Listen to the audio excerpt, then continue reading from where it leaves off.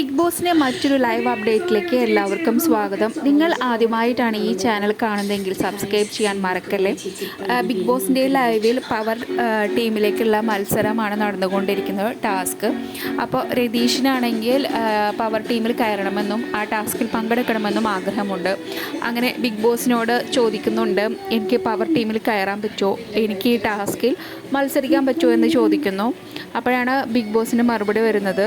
Big boss പറഞ്ഞത് ഇങ്ങനെയാണ്: ഒരു അതിഥിയായിട്ട് വന്നിട്ടുള്ള ഒരാൾക്ക് പവർ ടീമിൽ കയറാനോ ആ ടാസ്കിൽ പങ്കെടുക്കാനോ സാധിക്കില്ല എന്നാണ് പറഞ്ഞത്. അതുകൊണ്ട് തന്നെ രതീഷിൻ്റെ ഭാഗത്തു നിന്ന് ഒരു വലിയ രീതിയിലുള്ള ഒരു ഗെയിം പ്ലാനിംഗ് ഒന്നും ഇനി പ്രതീക്ഷിക്കേണ്ട ആവശ്യമില്ല. രതീഷ് ഒരു ഗസ്റ്റ് റോളിലാണ് വന്നിരിക്കുന്നത്. അപ്പോൾ ഒരു വലിയൊരു ഗെയിം ചേഞ്ചിങ് ഒന്നും രതീഷിൻ്റെ ഭാഗത്തു നിന്ന് ഉണ്ടാവില്ല.